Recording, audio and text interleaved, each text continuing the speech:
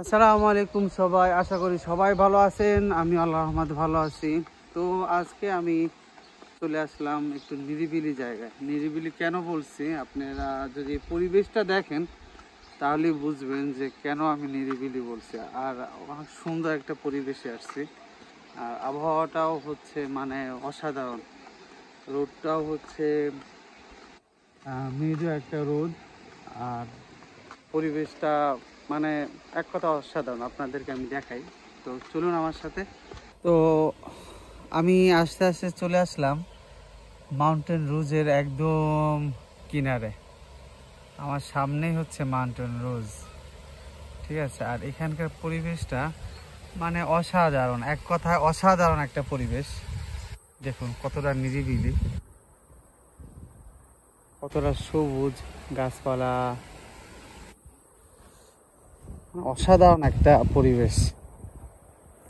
সাথে পানির আওয়াজ শুনতে পারতেছেন, একটা ঝিরি আছে, পাহাড় থেকে বইসা আসে। তো এইটা হচ্ছে ওই ঝিরিটা। এই যে এখানে এই ঝিরিতে আমি এক সময় মাছ ধরছিলাম কিছুদিন আগে। আমার সাথে দুই সঙ্গীও আছে, ওই যে দেখুন একবার।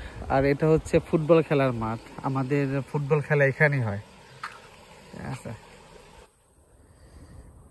দেখুন একবার কতটা সুন্দর।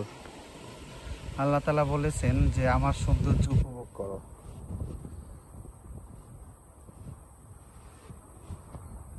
ঝিরির পানি অনেক ঠান্ডা, পরিষ্কার, অনেকটা পরিষ্কার।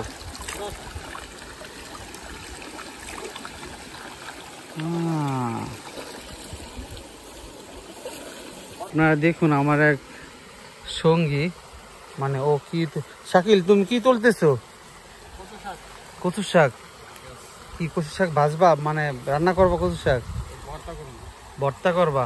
শরীরের জন্য কিন্তু অনেক উপকার, অনেক উপকার। হ্যাঁ তোলো, আমাকেও দিও। হ্যাঁ আচ্ছা আচ্ছা। হ্যাঁ কচু শাক, কচু শাক, তাই? হ্যাঁ আমি তো বাংলাদেশে থাকতে খাইছি, অনেক মজা লাগে। ভালো। এগুলো কি কচু, কি কচু এগুলো? দেখেন এগুলো মনে হচ্ছে যে পানি কচু। হ্যাঁ অনেক কাইটটা ফেলছে ওরা, যে পরিষ্কার করে তো আর কি, এভরি উইকে উইকে পরিষ্কার করে, তো কাইটটা ফেলাইছে। তো আমার এক সাথী বলতেছে যে এই কচু শাকগুলো অনেক সুন্দর, এখান থেকে কিছুটা তুলে নেই, মানে ভর্তা করবে ও বলল। আর পানির স্রোত দেখুন একবার, ছোট একটা নদী।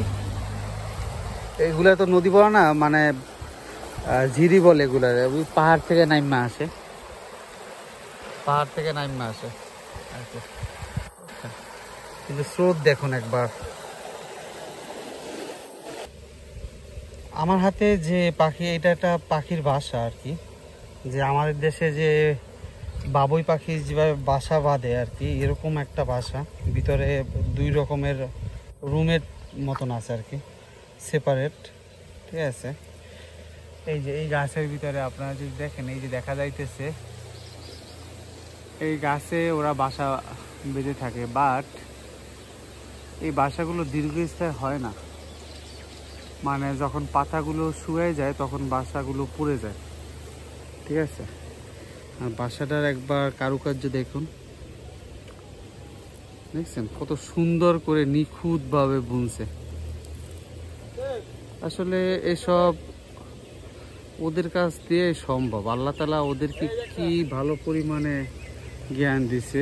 ওই যে দেখুন বাসাগুলো কত সুন্দর। হ্যাঁ মানে কত সুন্দর নিখুঁতভাবে বুনানো, দরজা ভিতরে আবার কোডাও আছে। আল্লাহ তাআলা ওদের কি জ্ঞান দিছে না সাইফুল? দেখুন আপনি একটু রিয়ালাইজ করুন বিষয়টা, অসাধারণ। দেখুন আজকের ওয়েদারটা আসলে অনেকটা সুন্দর, মনে চাইতেছে যে এখান থেকে না যাই, বাট যেতে হবে। পাহাড়ের চূড়ায় একটা পাথর, বড় পাথর, এটা কিন্তু পাথর, একটা বড় পাথর। তো এখানেই বিদায় নিচ্ছি। মাউন্টেন রুজ থেকে। আবার আপনাদের সাথে কোনো এক সময় দেখা হবে। বিদায় নিচ্ছি, আল্লাহ হাফেজ, আসসালামু আলাইকুম।